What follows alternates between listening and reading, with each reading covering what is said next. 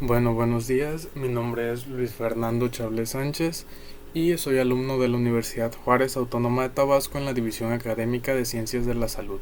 Voy a impartir un tema que es correspondiente a la materia de ginecología, que está a cargo de la doctora Rosario García Mandujano. El tema es anatomía genital femenina. Bueno, para tomar en cuenta eso de la anatomía genital femenina tendríamos que dividir el aparato genital en dos partes. Esas dos partes van a ser los genitales externos y los genitales internos. En cuanto a los genitales externos, nosotros vamos a empezar a describirlos de arriba hacia abajo. Hay que tomar en cuenta que a todo el conjunto de estructuras de esa región se le va a conocer como región vulvar, que va a comprender al periné. La primera estructura que vamos a encontrar nosotros va a ser el monte de Venus. El monte de Venus es una estructura formada a partir, comprendida más bien, de puro tejido graso. En su interior va a ser tejido graso y superficialmente va a tener gran cantidad de vello. Estos dos le van a conferir la propiedad más importante, que va a ser de protección a la región vulvar. Hacia abajo nosotros vamos a encontrar a los labios mayores, que van a estar a cada lado de esta región. Los labios mayores, medialmente a ellos o en el centro de ellos, van a estar los labios menores, los cuales van a tener muchas características. Los labios menores van a tener mucha variación anatómica, ya que en cada mujer pues va a ser prácticamente diferente toda esa estructura. Estos son eréctiles, son muy sensibles y pueden ocasionar molestias dependiendo del diámetro que estos tengan. Normalmente los labios mayores, regresando un poquito, van a tener un diámetro de unos 7 a 8 centímetros con un grosor de 1 a 2 centímetros. Por arriba y en medio de los labios menores vamos a tener al clítoris, el cual va a ser caracterizado porque va a tener un glande, un cuerpo y dos raíces. Y este va a ser muy vascular y va a estar muy inervado, va a ser muy sensible, ya que aquí hay muchas terminales nerviosas. Bueno, debajo de él, en toda esta área que está aquí, nosotros vamos a encontrar el vestíbulo vaginal, en el cual van a haber otras estructuras de importancia. La primera es el orificio de la uretra o orificio uretral, que va a ser el orificio de salida de la orina proveniente pues de la vejiga urinaria. Justo abajo de él vamos a encontrar el orificio vaginal, que pues se va a continuar con la vagina y la vagina con el útero. Hay que tomar en cuenta también que hay otra estructura que se llama himen, de la cual vamos a hablar un poquito más adelante, y pues va a hacer la protección de la entrada del orificio vaginal. Esta es una vista un poquito más ampliada de la región vulvar, donde podemos ver el vestíbulo. Si vemos ahí arriba y en medio de los labios menores vamos a encontrar al clítoris, y por debajo de él va a estar el orificio uretral. Y si se dan cuenta, a cada lado hay unos pequeños agujeritos que van a ser la entrada de las glándulas la salida de las glándulas vestibulares menores o glándulas de Senke. Estas glándulas, junto con las glándulas vestibulares mayores, que son las de Bertolini, pues van a tener la función de proteger y lubricar a la región vulvar. Esta área va a estar irrigada por las arterias pudenas internas y externas derecha e izquierda. El drenaje venoso va a ser por las venas homónimas, y los ganglios linfáticos que van a estar aquí van a drenar hacia los nódulos linfáticos inguinales superficiales, y la inervación va a ser dada por el nervio pudeno y por un ramo del plexo sacro, que va a ser de S2 a S4. En cuanto al himen, vamos a tener que esta va a ser una membrana que va a encontrarse en el interior de la entrada vaginal. Este va a tener diversas formas y va a variar dependiendo si la mujer pues ya tuvo relaciones sexuales o aún no, pudiendo variar anatómicamente según la perforación que se encuentre en esta membrana, que puede ser anular, septado, cribiforme, y de esta manera es como los vamos a encontrar después del parto o después de una relación sexual. Ahora, siguen los genitales internos. Los genitales internos los vamos a describir con la siguiente imagen. vamos a tener que los genitales internos son los ovarios, las trompas uterinas, o también llamadas salpinges o trompas de falopio, el útero y la vagina. Vamos a hablar de los ovarios. Los ovarios van a ser unos órganos que van a tener una función endocrina, que va a ser la producción de hormonas, y también una función exócrina, que va a ser para la producción de los gametos. Estos van a tener una forma ovoidea y los tamaños varían según la etapa de la vida, de 2.5 a 4.5 centímetros de largo por 0.5 a 1 de ancho. Lo más importante aquí es tener en cuenta que el volumen ovárico no debe ser mayor a 10 centímetros cúbicos. Estos pueden ser de color blanco a grisáceo, y antes de la menarca, que es la primera menstruación, esos van a tener la característica de ser lisos, y después de ella van a empezar a tener surcos, que va a ser donde se van a ir desprendiendo los folículos que vayan madurando. Va a tener dos capas, que va a ser una interna y una externa, o también llamada corteza y médula. Bueno, las arterias que van a estar aquí, que van a brindarle la nutrición a esta estructura, van a ser la arteria ovárica, que es rama de la aorta abdominal, y las ramas ováricas, ramas de la arteria uterina. El drenaje venoso va a dividirse en dos partes. Medialmente va a ser drenado por la vena uterina, la cual va a llevar la sangre a la vena ilíaca interna, y lateralmente va a drenar hacia la vena ovárica, que esta van a tener dos orígenes. La izquierda va a drenar hacia la renal y la derecha hacia la cava inferior. En cuanto al drenaje linfático, van a drenar a los nódulos lumbares izquierdos. La inervación va a ser por el plexo ovárico, formado por las fibras del sistema nervioso autónomo provenientes de los plexos aórtico abdominal y renal. La siguiente estructura va a ser la trompa uterina, o como les mencioné, trompa de falopio o salpinge.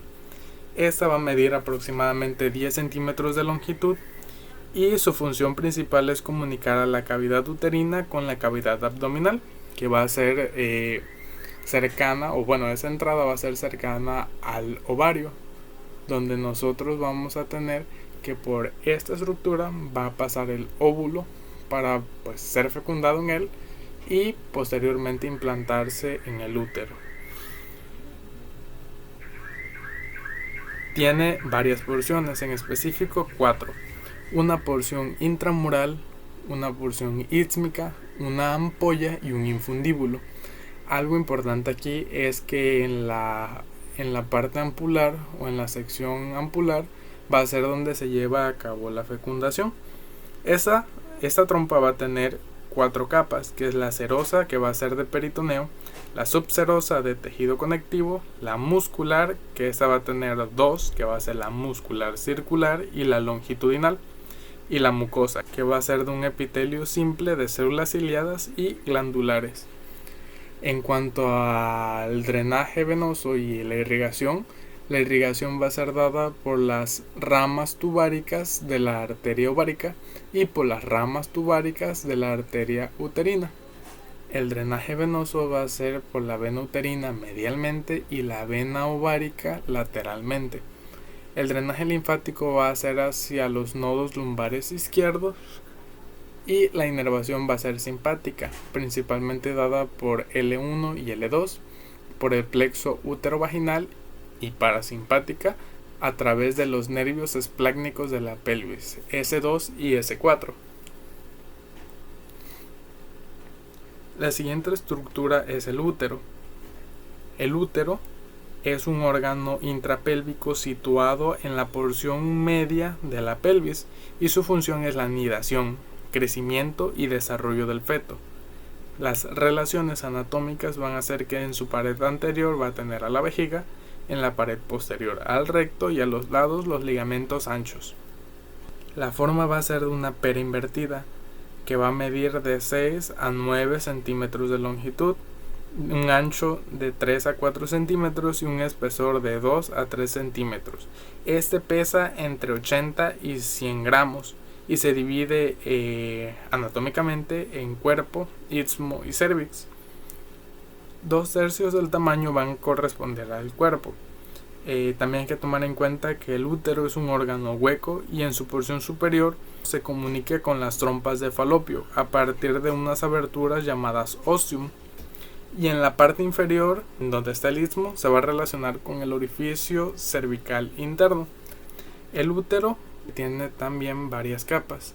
Estas capas van a ser el endometrio, miometrio y perimetrio en una vista de adentro hacia afuera, siendo el endometrio aquel que se va a descamar cuando hay un proceso menstrual.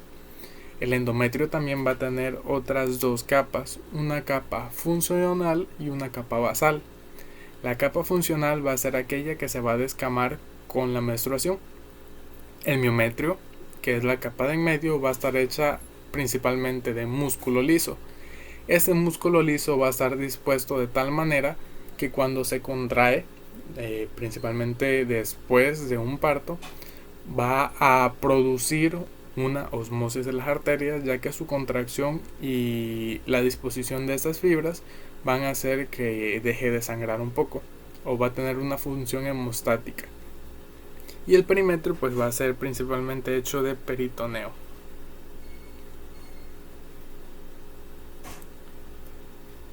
Las arterias que van a darle la nutrición al útero van a ser la arteria uterina izquierda y derecha, secundariamente también por las arterias ováricas y el ligamento redondo. Las venas que van a proveer el drenaje van a ser las del plexo venoso uterino, que va a drenar a las venas uterinas derecha e izquierda, que terminan en las venas ilíacas internas. El drenaje linfático va a ser por los nodos linfáticos del fondo del útero, que drenan a los inguinales superficiales y terminan en los ilíacos internos, externos y sacros. La inervación va a ser por el plexo útero-vaginal, que recibe fibras del sistema nervioso autónomo provenientes de S2, S3 y S4. Bueno, ya de ahí sigue la vagina.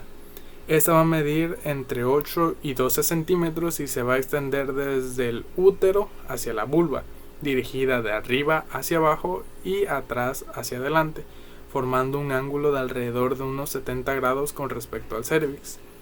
Esta va a estar irrigada por las ramas de la arteria uterina, rectales inferiores, arterias ácigos de la vagina, arteria vaginal, ramas de la ilíaca interna y las ramas vaginales de la arteria rectal media. El drenaje venoso va a ser por el plexo vaginal, que está ubicado alrededor de la vagina y drena a las ilíacas internas.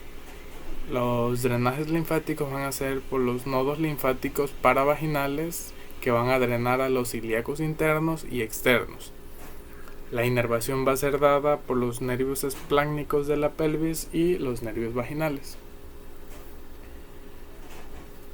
Bueno, de ahí sigue el tema del eje hipotálamo hipófisis gónada.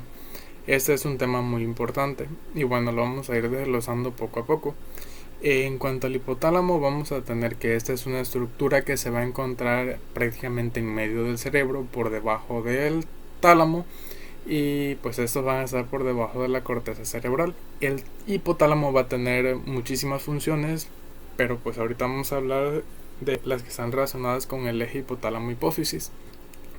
El hipotálamo va a constar de muchos núcleos que cada uno va a tener una función específica, pero para fines de esta clase vamos a tener que los núcleos más importantes van a ser el núcleo paraventricular, núcleo supraóptico y núcleo arqueado. Sabiendo esto, ahora pasaremos a la hipófisis. La hipófisis se va a encontrar por debajo del hipotálamo. Esta va a estar ubicada en una estructura ósea que se llama silla turca, que va a ser una parte del hueso esfenoides dentro del cráneo. Esta glándula va a estar dividida en dos porciones, una porción anterior llamada adenohipófisis y una porción posterior llamada neurohipófisis. Algo muy importante aquí es que la adenohipófisis tiene células que van a secretar hormonas, o sea, la adenohipófisis es productora de hormonas. Y la neurohipófisis, por otro lado, solamente es un reservorio de las hormonas producidas por el hipotálamo. Y bueno, ¿Qué células tiene la hipófisis? Esta va a tener 5 tipos de células que van a ser productoras de hormonas: las gonadotropas, las lactotropas, somatotropas, tirotropas y adenocorticotropas. ¿Y cómo funciona esto? En el hipotálamo van a haber grupos o cúmulos de neuronas que van a producir hormonas liberadoras, solo hormonas liberadoras. Estas hormonas liberadoras van a ser secretadas por medio de estas neuronas, que van a prolongar sus axones hacia la eminencia media. Aquí van a liberar esas hormonas liberadoras hipotalámicas hacia el plexo hipotálamo de la hipófisis. Este plexo pues va a ser dado por la arteria hipoficiaria superior, por los vasos portales largos, y van a conectar la eminencia media con la adenohipófisis. Una vez que sucede esto, estas hormonas se unen a los receptores de membrana en las células hipofisiarias y van a estimular la secreción de la hormona correspondiente. Como vimos, van a haber 5 tipos de células en la hipófisis, o bueno, productoras de hormonas en la hipófisis. Cada tipo de célula va a ser estimulada por una hormona específica. Por ejemplo, las células gonadotropas van a ser estimuladas por las hormonas liberadoras de gonadotropinas, y las gonadotropinas que van a ser secretadas por la hipófisis va a ser la FSH y la LH. Las células lactotropas, al ser estimuladas por el hipotálamo, van a producir prolactina. Las somatotropas van a producir hormona de crecimiento. Las tirotropas van a producir hormona estimulante de tiroides, y las adenocorticotropas van a producir adenocorticotropinas. Todas estas células hipofisiarias productoras de hormonas obligadamente tienen que ser estimuladas por las hormonas hipotalámicas para poder secretar sus hormonas finales. Y bueno, como dato curioso, vamos a tener que los gonadotropos, que van a ser las células productoras de gonadotrofinas, van a comprender entre un 10 a un 15% de todas las células con actividad hormonal en la hipófisis anterior. En cuanto a la hipófisis posterior, solamente vamos a tener 2. El núcleo paraventricular y el núcleo supraóptico van a producir oxitocina y hormona antidiurética, la cual va a ser almacenada solamente en el lóbulo posterior de la hipófisis, o también llamado neurohipófisis. Y bueno, en este cuadro vamos a tener toda la vía, desde las hormonas liberadoras hipotalámicas hasta las hormonas hipofisiarias hasta las hormonas efectoras. De ahí tenemos a la hormona liberadora de gonadotrofinas, que va a ser la que nos va a ser de importancia ahorita. Esta, a nivel hipofisiario, va a segregar 2 tipos de hormonas, que es la hormona folículo estimulante y la hormona luteinizante, las cuales a nivel de gónadas van a producir estrógenos, progesterona, y en el caso de los varones, pues testosterona. Hablando más específicamente de las gónadas, aquí tenemos un esquema directo de cómo viajan hacia las gónadas. Como ya expliqué, el hipotálamo, y sí, va a ser repetitivo, el hipotálamo va a segregar hormona liberadora de gonadotropinas, que a nivel hipofisiario van a producir LH y FSH, y aquí es donde actúan las gónadas. Pero ¿cómo funciona esto? Bueno, la FSH y la LH van a tener funciones distintas, pero a la vez van a ser complementarias unas con otras. Las funciones de la FSH van a ser la maduración del folículo, la estimulación del crecimiento de la granulosa, y van a inducir la actividad de la aromatasa. Ahorita vamos a ver para qué funciona. Algo importante es que la FSH es inhibida por los estrógenos. Y bueno, la LH va a ser una hormona que va a estimular el crecimiento de las células tecales, va a promover la ovulación y va a favorecer la luteinización del folículo. Como mencioné, la LH va a favorecer que crezca, o va a estimular que crezcan las células tecales, y la FSH va a favorecer el crecimiento de las células de la granulosa. Las células de granulosa van a ser las que están inmediatamente más cerca del folículo, y afuera de ellas van a ser las células tecales. También la FSH va a estimular la producción de la aromatasa. Pero bueno, ¿cómo funciona esto? En la fase folicular del ciclo endometrial, que se verá más adelante, vamos a tener que las células tecales, por medio de la LH, van a producir androstenediona. Este va a ser producido a partir de colesterol. Va a ser liberado a la circulación y va a pasar también hacia las células de la granulosa. La célula de la granulosa, al tener el estímulo de FSH, va a convertir la androstenediona en estradiol por medio de la aromatasa. Y bueno, cuando hay una fase lútea o hay un embarazo, vamos a tener que el cambio que va a haber es que, aparte de que la LH va a estimular a la célula de la teca, también lo puede estimular la gonadotropina coriónica humana. Otra diferencia va a ser que a nivel de la célula de la granulosa van a haber cambios a nivel de los receptores de las hormonas, ya que antes era para FSH y ahora va a ser para LH y gonadotropina coriónica humana. ¿Por qué? Porque si vemos en el primer esquema, va a haber una producción de estradiol, el cual va a ser un estrógeno, y el estrógeno a niveles altos va a inhibir la función de la FSH, así que va a disminuir esta, y la célula de la granulosa se vuelve luteínica.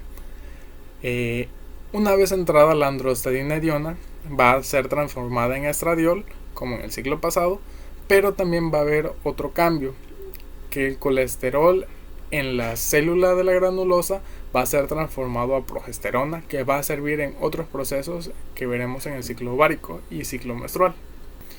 Bueno, regresando a este esquema, nos quedamos en las gónadas. Las gónadas van a producir, aparte de esteroides sexuales como estrógeno y progesterona, pues se van a producir inhibinas. Esos productos de las gónadas van a tener una retroalimentación negativa hacia el hipotálamo y hacia la hipófisis, lo cual va a hacer que se deje de producir hormona liberadora de gonadotrofinas.